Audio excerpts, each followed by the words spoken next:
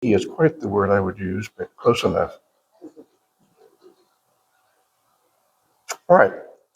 I'll begin today with a quote from a novel by Mark Twain, The Adventures of Huckleberry Finn. You've all read it, hopefully. In chapter 3 of that book, Miss Watson is attempting to teach Huckleberry to pray. And here's what Twain has him say. Then Miss Watson, she took me in the closet and prayed, but nothing come of it. She told me to pray every day, and whatever I asked for, I would get it, but it weren't so. I tried it. Once I got a fish line, but no hooks. It weren't any good to me without hooks. I tried for the hooks 3 or 4 times, but somehow I couldn't make it work. By and by, one day, I asked Miss Watson to try for me, but she said I was a fool. She never told me why, and I couldn't make it out no way. Now, when you read that passage, you're meant to chuckle.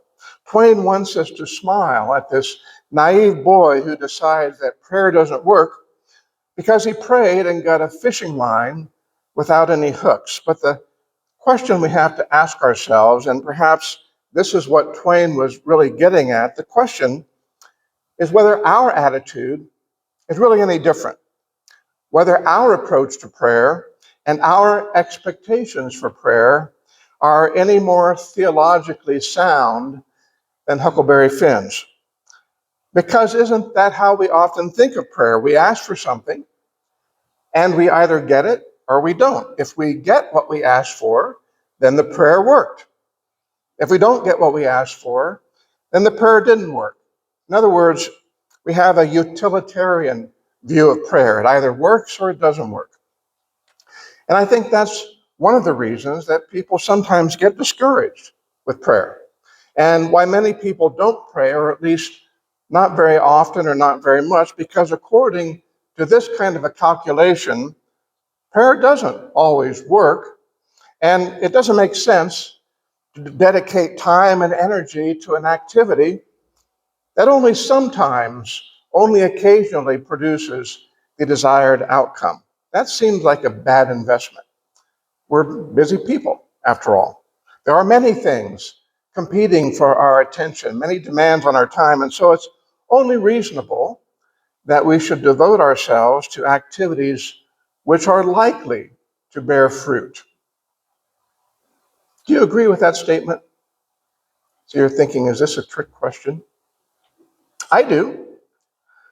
I believe that we should be focusing our efforts on those activities which are likely to be profitable, those tasks which are likely to have a return, as long as, and this is the key, as long as we make those judgments according to what the scriptures tell us to be true, instead of what the world tells us, instead of according to the world's perspective. You see, the world tells us that prayer isn't worth the time and the effort because it doesn't always produce the outcome that we seek. But the Bible tells us that prayer is always worth it, even when we don't get what we ask for. And that's what I'm going to show you this morning. So my goal today is not to help you improve the success rate of your prayers.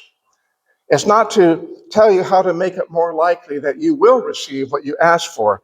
And of course, we do care about answered prayer, and we should. But that's another sermon. My goal this morning is to prove to you that, as God tells us, prayer is an activity that is always worth it, regardless of the answer. And so that whenever you pray, you will be confident that it is a worthwhile use of your time. Our text is from Matthew's Gospel, chapter 6, verses 1 and 5. Jesus is speaking, and he begins in verse 1 with this warning. Be careful not to practice your righteousness in front of others to be seen by them. If you do, you will have no reward from your Father in heaven. And Jesus then gives some examples of people doing just that. People doing their acts of righteousness in front of others in order to be seen by them, such as people who give to the needy, but in a very public way, even announcing it with trumpets so that they will be praised and honored for their generosity. Jesus advises them instead to give in secret. In fact, he tells them that their giving should be so secret that when their right hand is making a donation, even their left hand isn't aware of it. And he tells them that God will reward that kind of secret giving. As an example, did you know that John D. Rockefeller gave tens of millions of dollars to establish a university? Most people don't, because it's not called Rockefeller University. It's the University of Chicago. Now, many colleges and universities are named after the wealthy men who bankrolled them in the late 19th and early 20th century, men who made incredible fortunes in oil or railroads, such as Stanford University, or Duke, Carnegie Mellon, Vanderbilt, Johns Hopkins, Cornell, all named after the men who founded them with their millions. But as a devout Baptist, Rockefeller insisted that his name not appear anywhere on the campus of the school that he founded for the reasons that we're talking about. He wasn't looking for the praise of men, he was seeking rewards from God. Well, back to our passage. So, further on in chapter 6 of Matthew, Jesus says something similar about fasting. When you are fasting, he says, by the way, he does say when and not if. When you are fasting, you shouldn't make it obvious. Don't act all weak and tired, hoping that other people will ask if you are okay so that you can tell them, no, I'm fine, I'm just fasting. Don't make a big show of refusing food, announcing, oh, I can't, I'm fasting for the Lord. In other words, don't try to impress other people with your piety. Instead, when you fast, just go about your day as normal. Be discreet about skipping meals, because the purpose of fasting is not to impress other people, but to express to God your faith in Him to provide for you, to express your willing dependence on Him, your need for Him. And Jesus says that God will reward that. We're seeing a theme here now, aren't we? About prayer, Jesus says something similar in Matthew chapter 6, verses 5 and 6. And when you pray, he says, do not be like the hypocrites, for they love to pray standing in the synagogues and on the street corners to be seen by others. Truly, I tell you, they have received their reward in full. But when you pray, go into your room, close the door, and pray to your Father who is unseen. Then your Father who sees what is done in secret will reward you. I referred earlier to a mindset of prayer, praying, valuing prayer based on what you get out of it, based on whether your prayers are answered, whether you get what you ask for. But there's another potential benefit from prayer, if benefit is the right word, and that is to impress other people with your piety and your eloquence. Now, I don't think that Jesus is saying we should never pray in public at all, because Jesus did himself pray in public. But when we do, we should be sure that we aren't doing it in the hope that those who hear it will remark about what a beautiful prayer you made, or how you must be very close to God to be able to pray like that. That is a particular temptation for ministers, as you can imagine. So if you do like one of the prayers that you hear me say, don't say anything about it, please. All right. My focus this morning is not, however, on the secret part of giving or fasting or praying, but on the reward part. Those two aspects are related because Jesus is emphasizing the value of the rewards that come from God, which are the result of giving and fasting and praying secretly so that only God can see it, as opposed to the rewards of receiving praise and honor from other people, which comes from doing all of those things publicly as a kind of performance. And my point is that secret prayer is worth our time and effort because of the reward that we are promised from God. Jesus is saying that we should pray in private. Why? Because only God sees what we do in private, and therefore it is a pure act of faith, an act of devotion, which is directed only to God, and God will reward us for that act of faith. Now, notice that Jesus doesn't say God may reward us, that he could reward us, that he might reward us, but that he will reward us, and so that's a promise. Those rewards aren't something that we're earning.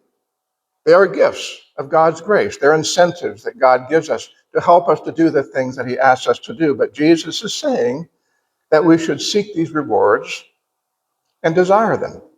So, what are those rewards? God, could you be a little more specific as to what those rewards for praying will be? And God's answer to that question is no. You'll just have to trust me. He doesn't give us any details. And so if you are a person who likes to weigh the costs against the benefits, if you're asking yourself, all right, if I do this thing that Jesus says I should do, if I invest time and effort in praying, what will I get out of it? Then you're going to have a problem, because one can't really be measured against the other. The reward is so completely out of proportion to the investment that there's no way to compare them. And so we have to go on faith that whatever God gives us as a reward will be worth the cost, even if we don't know exactly right now what that reward will be. It's all about faith and trust again. I'll give you an illustration. When I was a young boy, in the fall, my father would take my brother Gary and I to my grandfather Charles Perkins' place uptown on South Franklin so that we could rake his leaves. And my dad would tell us, don't expect Grandpa to pay you. You're doing this to help him because he's your grandpa and he's older and it's a big job for him to rake all those leaves. And so we went into it without any promise or firm expectation of any reward. Maybe a little grudgingly, to be honest, but also hopeful, because we knew that Grandpa was a good and generous man. And at the end of the day, when we had raked all the leaves into a big pile and they were burning there next to the road, yes, you could do that in those days, burn your leaves right next to the road, Grandpa would hand each of us a $5 bill, which was equivalent to about $50 in today's money. We may have also gotten a cookie from Grandma, I don't remember. But for an 8-year-old boy, that amount of money was a huge windfall. It was vastly out of proportion to the work we had done. It was like winning the lottery. Now, why did Grandpa do that? Had he miscalculated somehow? Did he overvalue our labor? No, of course not. He did that because he loved us and because he was our grandpa. Simple as that. In the same way, the rewards that we will receive from God won't be in any way proportional to what we have offered to him in the way of service or sacrifice or prayer. They will greatly exceed what we have offered. They won't be comparable in any way because they aren't based on some kind of hourly wage calculation. They are based on the depth of his love for us, which is immeasurable. Jesus tells another parable in Matthew 20 about a man who went into the public labor market early in the morning, where men were standing around waiting for jobs, and he hired some of them to work in his vineyard. They agreed together on a price, 1 denarius, standard wage for a day's labor. Then later, at 9 a.m., he went back to hire more workers, but this time he didn't promise a certain amount. He just said, you also go and work in my vineyard, and I will pay you whatever is right. And they agreed. Why not? They had nothing to lose. They hadn't been hired at the beginning of the day, and so the prospects of them getting any work at all were pretty slim. So anything would be better than nothing, and they agreed. But then at noon, and then again at 3 in the afternoon, and then at 5 p.m., the owner of the vineyard did exactly the same thing. He went into the market. He asked people to come work for him, and he said, you also go and work in my vineyard, and I will pay you whatever is right. Now, what would you expect to happen based on Economics 101? You would expect that each worker would receive an amount that was proportionate to the hours they had worked. And I'm sure that's what they expected, but that is not what happened. Instead, every single worker received a denarius, a full day's wage. And so those who had bargained with the owner of the vineyard those who demanded to know exactly what they were going to get in exchange for their labor, they received what they had agreed on. God was good for his word. But those who trusted him, those who relied on his promise to do right by them, received proportionately much more. Imagine their joy when they saw what the foreman had put into their palms. They couldn't believe their good fortune. A full day's wages for an hour or two of work. And that's the way it's going to be for us in heaven. We will rejoice because our rewards will be so much greater than we expected, so much far beyond what we could claim that we had earned. I did say in heaven, by the way, and this is a clue to where and when we will receive these rewards. When Jesus promises us in Matthew chapter 6 that we will be rewarded for praying, I don't think he's talking about answered prayer per se. Those aren't the rewards he's referring to here. Now, the Bible does have many wonderful promises about answered prayer, but in this passage, I don't think that's what Jesus is referring to. And this gets to my point about prayer always being worth it, always worth the time and effort, always having value, even when we don't get what we ask for, because the reward that he promises in Matthew 6 for praying is the same as the reward he promises for giving in secret and for fasting in secret. Those are rewards in heaven. And those rewards are not uncertain. When we pray, we may or may not get what we ask for. The outcome is uncertain, but the reward for the act of praying itself is not uncertain. It is guaranteed. In other words, God will always reward us for praying, whether or not he says yes to our specific petition.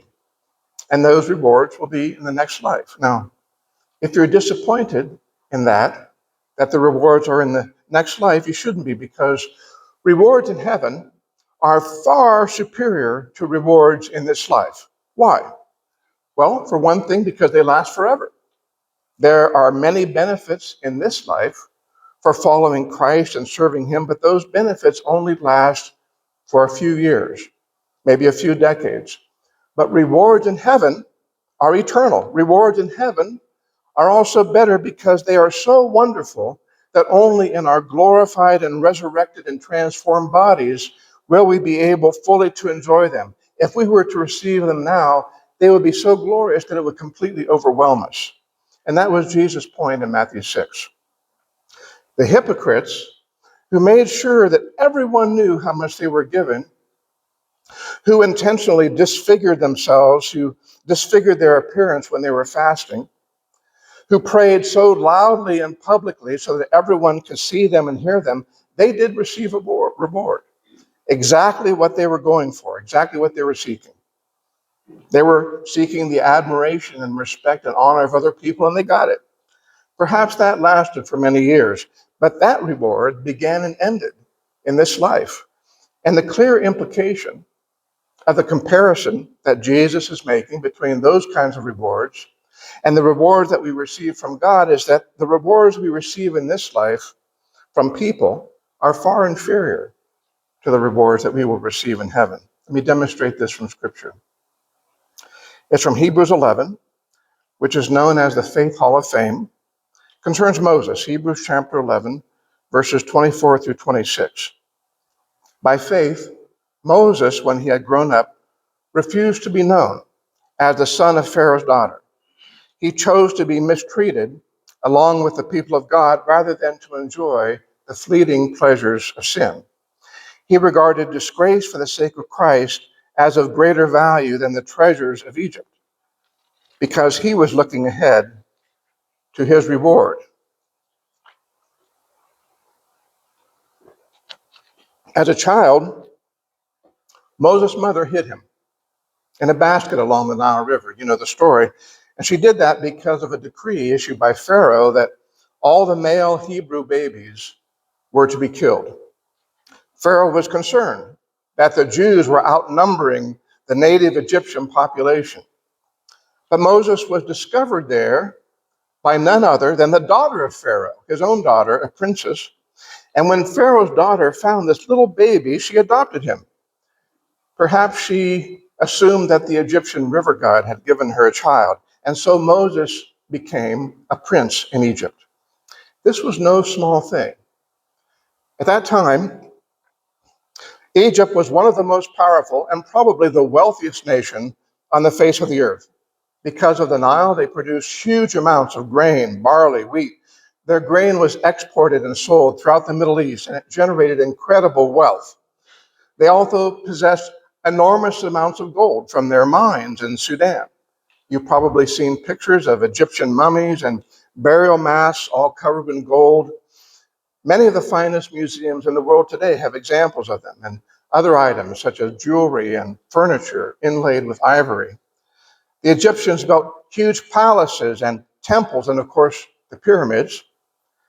All of this would have been available to Moses as the grandson of the Pharaoh. He would have been one of the wealthiest and most powerful men in the world, yet he renounced all of it to follow God. Why? Because he was looking ahead to his reward. What reward is that? The land of Canaan, the promised land, the homeland of the Jewish people? No.